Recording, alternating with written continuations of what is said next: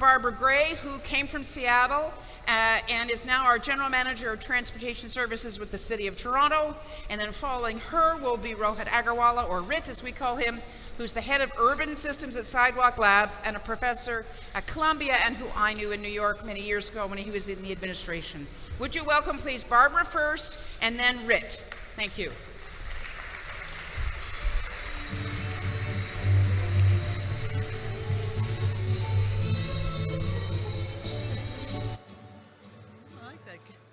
Good afternoon. I love having theme music. I always wanted theme music. That's fantastic.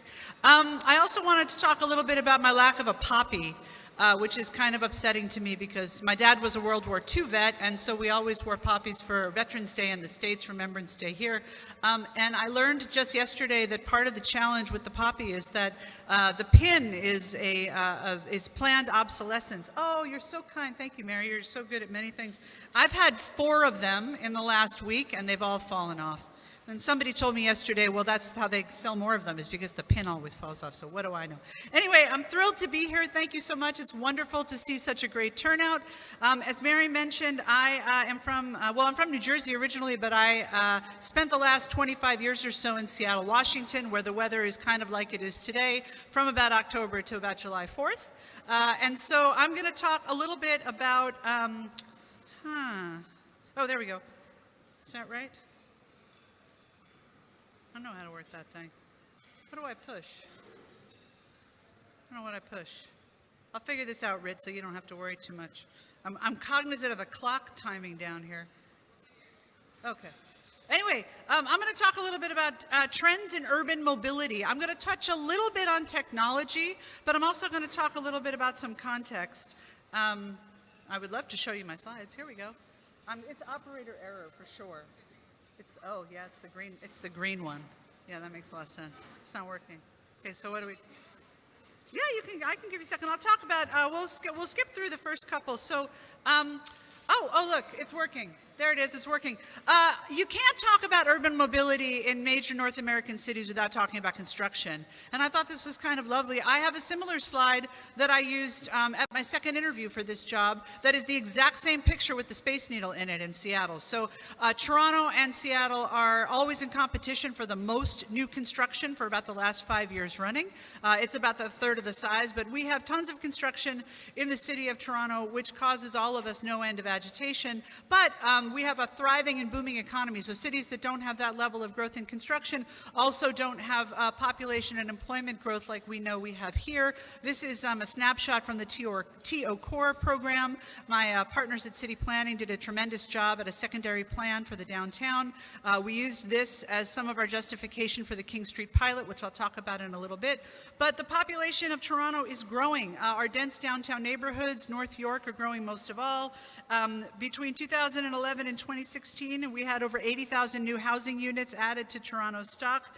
And while downtown is only about 3% of the land area, it's about 50% of the gross domestic product and 33% of the employment, and about 10% of the GDP for all of Canada. So it's a pretty bustling place. And in terms of trends, I think you all know this, but people and businesses are all moving back into cities. We just welcomed Google back here. We have lots of booming businesses that have come back, and lots of people who are desperately trying to find affordable housing, and that's having an impact also on people who are looking to buy homes for the first time. We also know that rising rents are having a huge impact, not only on population, but also on the business community. The reason why I use this image is because I'm reminded when I go to the States about the difference between our magnificent streetcar streets with block after block of local businesses and what can happen when rents rise beyond the point where local businesses are able to survive. And so you start to see a lot of retrofits with international and national chains. And so it's something really, a trend in urban mobility that I am interested in making sure we're focused on is preserving what we have that's fantastic about our walkable downtown streets, and especially in Toronto, where we're fortunate enough to have a streetcar system that's been in place for quite some time, the benefits of that as well. But all in all, people are very frustrated by congestion. We can tell them, and I do as often as I can, that congestion is the byproduct of a thriving and growing city, a healthy economy, but they're very frustrated that this is ultimately keeping them from the people that they want to see. Those are my people. And they want to get home to see them. Sometimes they just want to get to work and get things done. But ultimately, congestion is a challenge and a problem for people. And so we spend a lot of time trying to figure out the best way to manage congestion.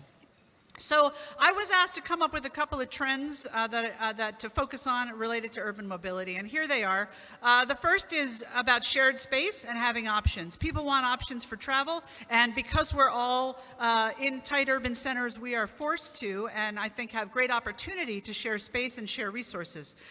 Technology is critical and important. We in transportation have to stay at the forefront of that and use it in an urban setting like a city of Toronto. We use it a lot for active management of congestion and also to look forward in terms of what's coming next. And then finally, people and resiliency, making sure we have a resilient community so that we can withstand the shocks that we know are on us right now in terms of climate change, extreme weather, and I'll talk a little bit about that.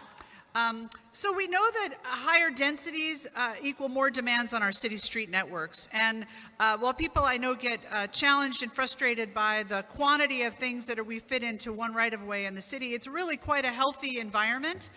It requires us to slow down, it requires us to pay attention, but it gives us lots of choices and options in terms of our travel in cities.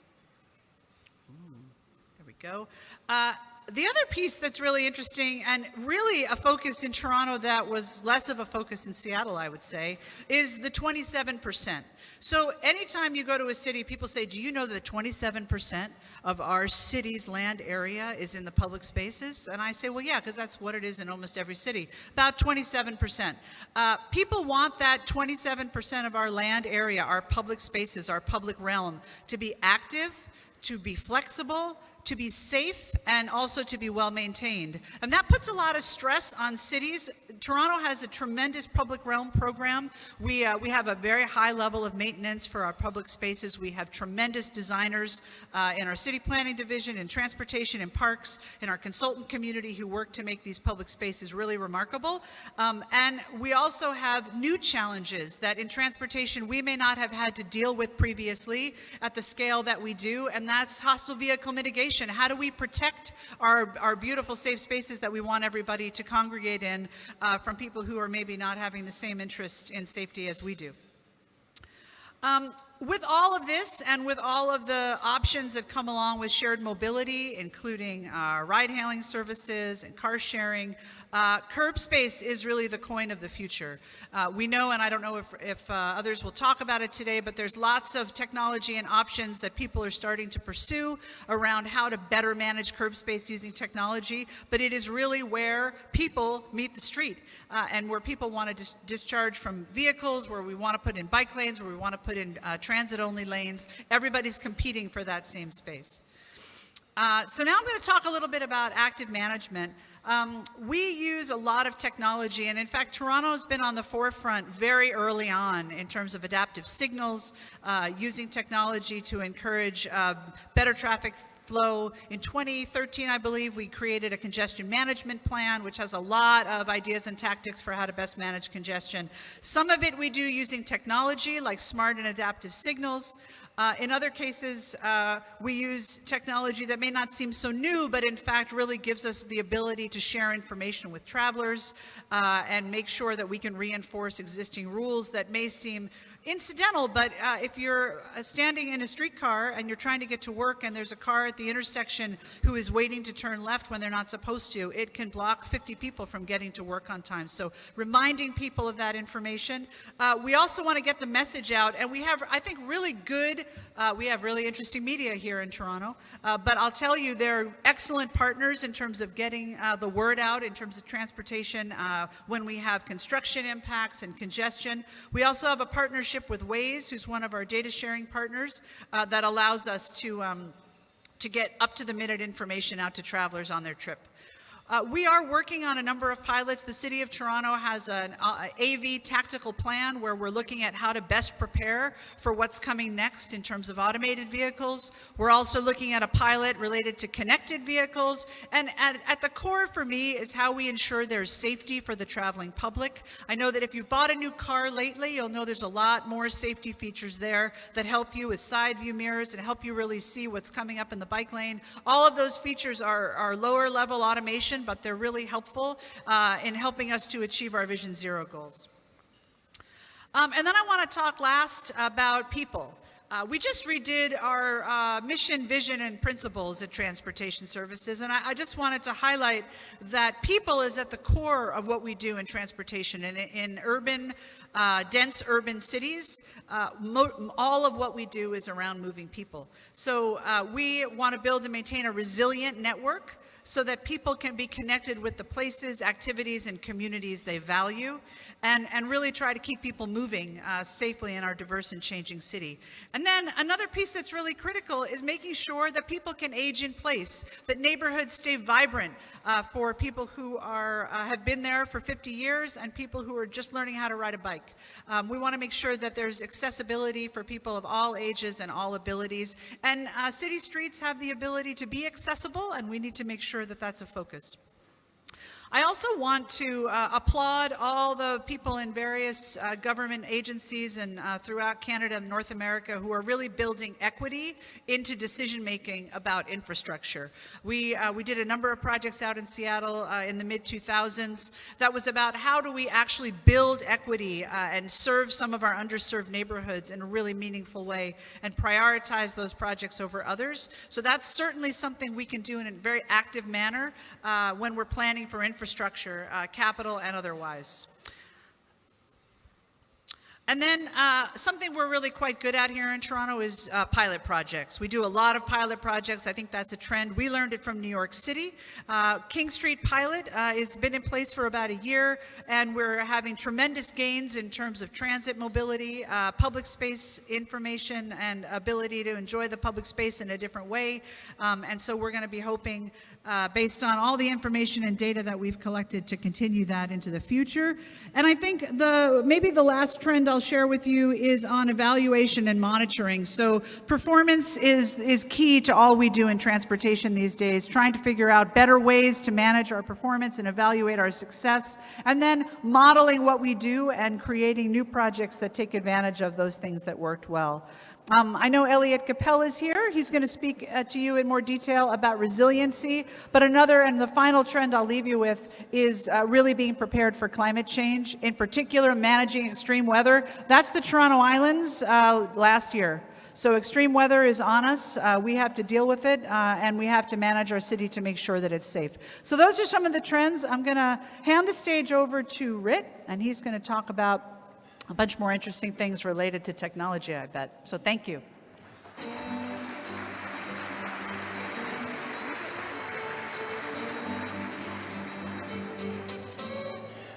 All right, so as an alum of city government, I know that Barbara has to deal with a lot of the challenges, and one of the great privileges of being at a company like Sidewalk Labs. And I think what I share with many of you, the kinds of people who are working on the projects that attract you to a conference like this, is figuring out how those problems can be met through innovation. And I'm sure many of you know that Sidewalk Labs, in partnership with Waterfront Toronto, is working on a plan or a proposal for this district just down the river here called Quayside. And we think about this, and what in fact Waterfront Toronto asked for was to turn this small parcel into an innovation district. And so what I thought I would share is what we think innovation might include when it comes to mobility. This isn't a plan yet. We will be, before the end of the year, releasing more details about some of our ideas that will go into a proposal that will come to the various government agencies here in Toronto early next year, and there will be another public event to discuss the initial ideas, the initial feedback on those plans. But for all of you working across Canada on projects that are similar in spirit, I thought I'd share just a couple of ideas about how innovation might affect the mobility system in cities of the future. And of course, it's difficult to talk about innovation and the future without talking about autonomous vehicles. We know that autonomous vehicles have the potential to do great things for our cities. They also have the potential to do really bad things to our cities. And so part of the challenge, and I give so much credit to Barbara and her staff, who have been among the leaders in North America in thinking about how you get the cities out in front, so policy, not technology, is driving what happens. But I do think that there are some people who want to pretend that this is something we can avoid, this is something we can put off, and I don't think that's right. I think we have to accelerate how we take advantage of this technology and how we make sure we get ahead of it. And so one of the things I thought I'd share is the timeline that we conjecture, the timeline that we at Sidewalk Labs are working with as we think about this innovation district for the future.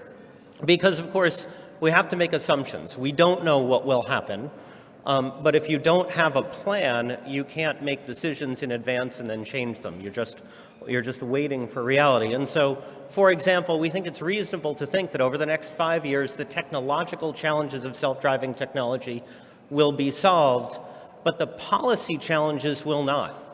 And so we can't assume, for example, that in 2023 or 2025, that we know yet how people will interact with autonomous vehicles, that we know yet what the rules are. By 2031, we think that's probably solved, and so we're going to take that into account.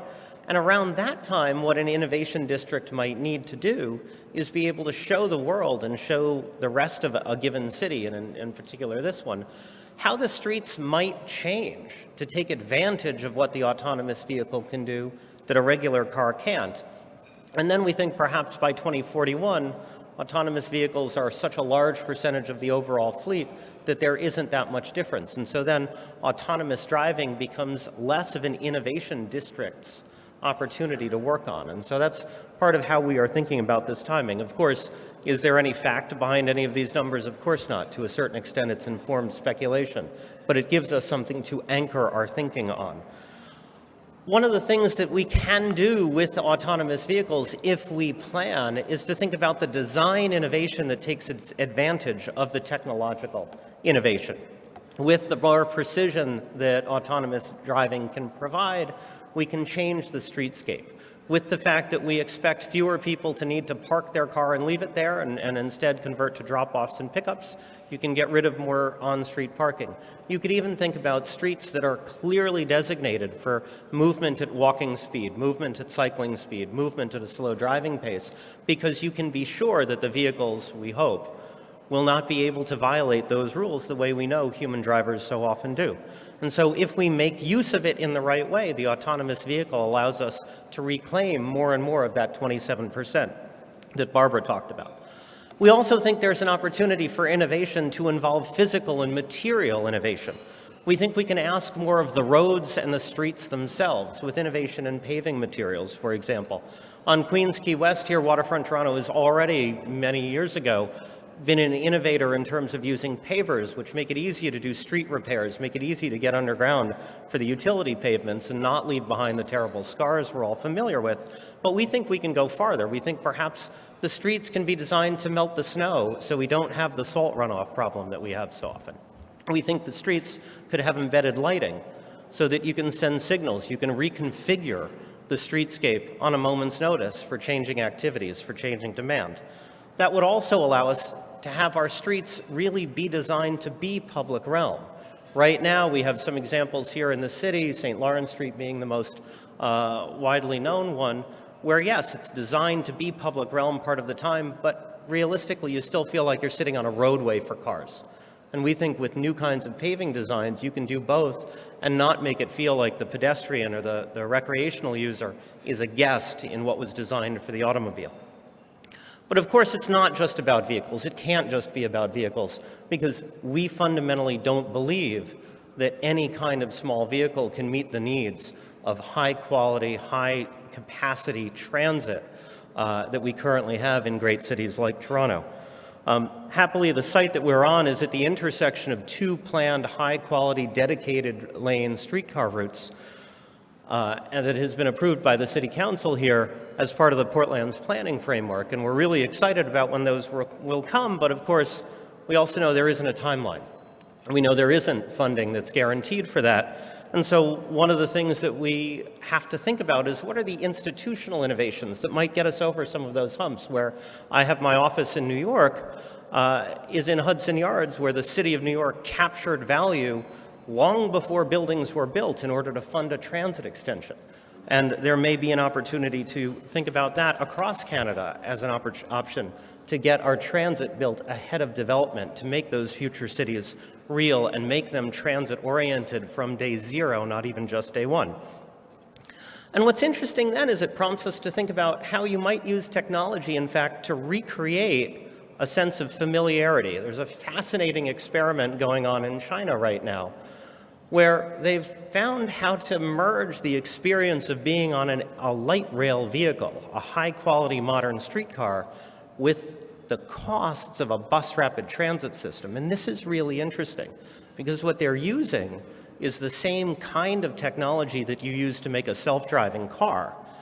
But instead of to eliminate the driver, what they're doing is they're making it create the movement patterns, the turning approach, etc., of a vehicle that's guided by rails. It's just the rails aren't physical, they're digital.